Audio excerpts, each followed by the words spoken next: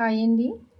ఈ రోజుల్లో ఈ క్యాబేజీ, పెసరపప్పు, టమాటో ఇది కుక్కర్లో వేసి వండుకుందాము.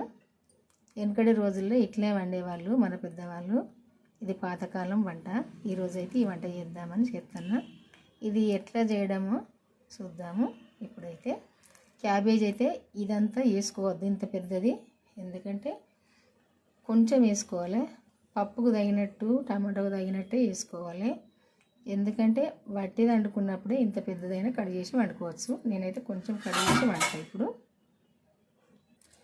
అందులో ఒక పావు వంత తీసుకున్నా సరిపోద్ది.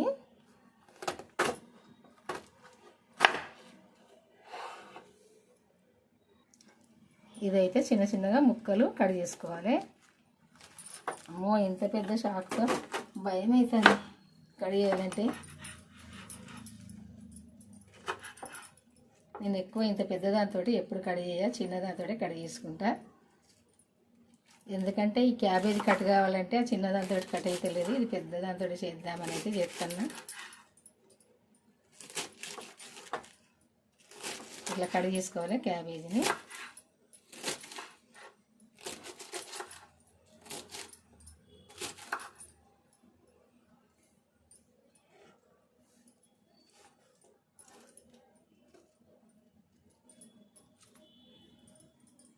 ఇట్లా కట్ చేసుకోవాలి చిన్న చిన్నగా,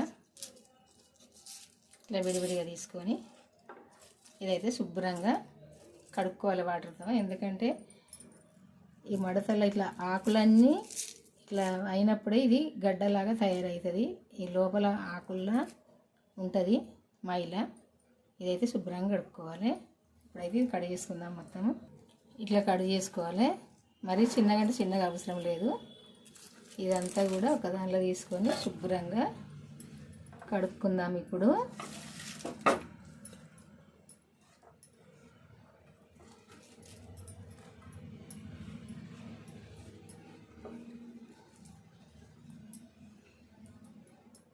ఇట్లా కడిగేసుకుని సరిపోద్ది. ఇప్పుడు ఒక కుక్కర్ తీసుకొని ఇది కుక్కర్లో వేసుకోవాలి.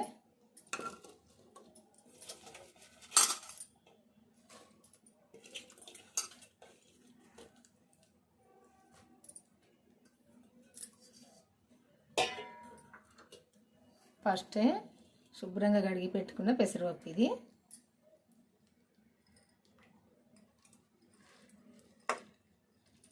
పప్పు కూడా ఇందులో వేసుకోవాలి.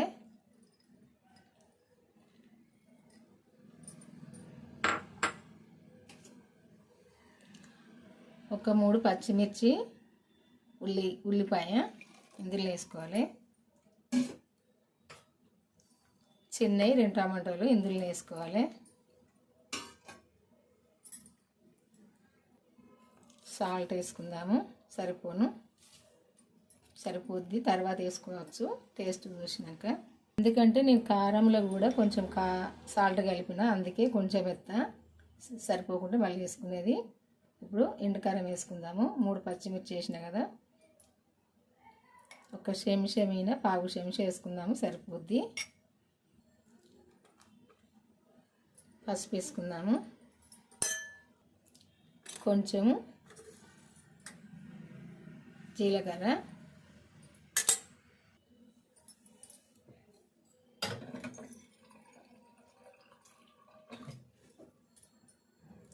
కొంచెము ఒక టీ గ్లాసు తోటి కొంచెము తక్కువ వాటర్ వేసుకుందాము. టీ గ్లాసు తోటి అవసరం లేదు, ఎందుకంటే నేను వేసిన పప్పు కొంచెమే కాబట్టి. ఈ క్యాబేజీ మనం ఎంత మంచిగా కడిగి పిండుకున్నా కొంచెం వాటర్ ఉంటాయి, సరిపోద్ది. ఇది ఒక్క విజిల్ అయితే సరిపోద్ది, ఎక్కువ అవసరం లేదు. చిన్నగా 2, మరీ మంచిగా రావాలి విజిల్ అంటే ఒక్కటే సరిపోద్ది. ఇప్పుడైతే ఇది మూత పెట్టుకుందాము. మూత పెట్టుకొని ఒక్క విజిల్ అయితే వచ్చేదాకా ఉంచుకుందాము. మర్చిపోయినా కొంచెం కొత్తిమీర కూడా ఇందులో వేసుకోవాలి. ఇప్పుడు మూత పెట్టుకుందాము కుక్కర్ది.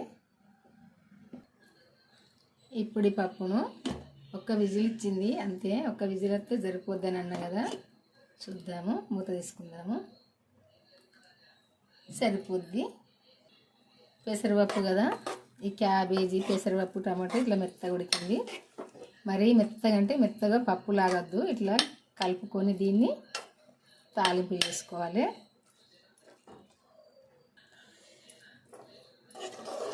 ఇట్లా కొంచెం మనం ఈ గంటితో ఇట్లా కలుపుకుంటే సరిపోద్ది. ఎందుకంటే ఇది క్యాబేజీ పప్పు కాబట్టి మనం పప్పులాగా చేసుకోవద్దు. మరీ మెత్తగా ఉడితే క్యాబేజీ కూడా పప్పులో కలిసిపోద్ది, పప్పులాగా మెత్తగా. అందుకే ఒక్క విజిల్ ఇస్తేనే అంతే సరిపోద్ది. క్యాబేజీ ఇట్లా కొంచెం ఇట్లా ముక్కలు ముక్కలు కనపడుతుంది. అందుకే ఇట్లా వండుకుంటేనైతే చాలా టేస్ట్గా ఉంటుంది. ఇది వెనకటి వాళ్ళు అయితే ఇట్లా చేసుకునేవాళ్ళు. ఎక్కువ పప్పులతో అన్ని కూరగాయలు కూడా వేసుకొని ఇట్లా చేసుకునేవాళ్ళు.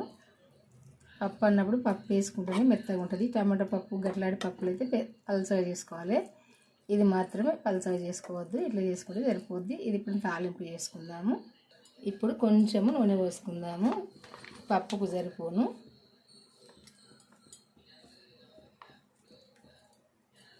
సరిపోద్ది, ఒక్క స్పూన్ అవుతుంది. జీలకర్ర ఆవాలు కూడా వేసుకొని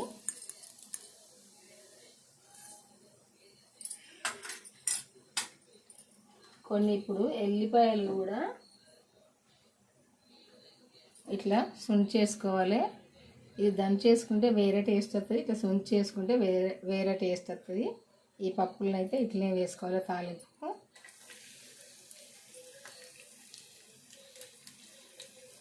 ఒక ఎండుమిర్చి వేసుకుందాము. ఇప్పుడు కరివేపాకు వేసుకుందాము. ఈ తాలింపు ఇట్లా వేగినాక కొత్తిమీర కూడా కొంచెం వేసుకుందాము.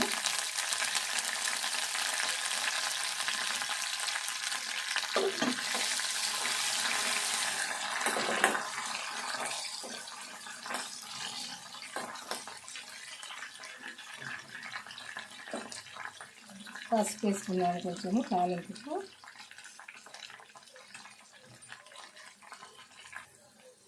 ఇట్లా తాలింపు అంతా ఇట్లా వేగాలి.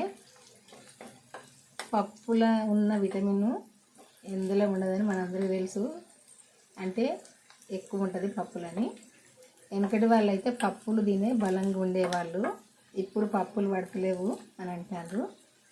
తింటేనే పడతాయి. ఏదైనా తిన్నది ఏది కూడా పడదు. ఎందుకంటే తింటూనే ఉండాలి. తిన్నప్పుడు ఏదైనా పడుతుంది. ఇంకా వెనకటి వాళ్ళు అయితే ఎక్కువ పప్పులు ఎన్నైనా పప్పులు వేసే చేసుకునేవాళ్ళు. ఇప్పుడు ఇంకా ఈ పప్పు అయితే ఇందులో వేసుకుందాము. పప్పు అంటే ఇది పప్పు కాదు, క్యాబేజీ టమాటో పప్పు. ఇది ఇట్లా చేసుకుంటేనైతే టేస్ట్గా కమ్మగా కూడా ఉంటుంది. తెలంగాణ క్యాబేజీ టమాటో పప్పు ఇది. ఇట్లనైతే చేసుకోండి ఒకసారి. చేసుకొని చూస్తే ఎట్లున్నది అన్నది తిన్నాక కామెంట్ చేయండి మీరు. ఎందుకంటే చాలా టేస్ట్గా అయితే ఉంటుంది.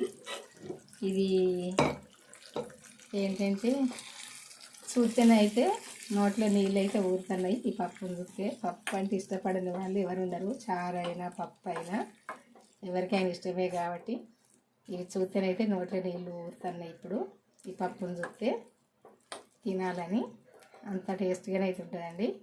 మీకు అందరికీ నచ్చింది అనుకుంటా ఈ పప్పు. నచ్చితేనైతే ఒక్క లైక్ చేసి మన ఛానల్ సబ్స్క్రైబ్ చేసుకునే వాళ్ళు ఉంటే చేసుకోండి. చేసుకొని మన ఛానల్కి అయితే వెళ్ళి నేను పెట్టిన వీడియోలు అయితే చివరి దాకా చూడండి. చూసినప్పుడే చాలా టేస్ట్గా అయితే చూసినప్పుడే మీకు ఎట్లా చేయాలి అన్నది అర్థమవుతుంది. ఇదైతే టేస్ట్గానైతే ఉంటుంది. మళ్ళీ చెప్తాను అనుకోకండి. ఎందుకంటే ఒకసారి అయితే చేసుకొని చూడండి. నేను చెప్పినాను కాదు, మీకు నచ్చితే చేసుకోండి, లేకుంటే లేదు. అది మీ ఇష్టము.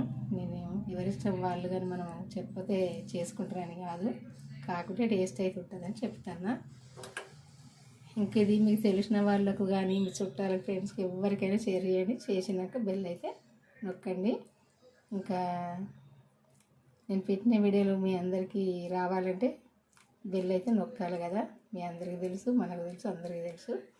నాకు ఇంతకంటే ఎక్కువ ఇంకా నేనేం చెప్పలేను. మీరైతే చూడండి. చూసినాక ఒక్కసారి చేసుకోండి.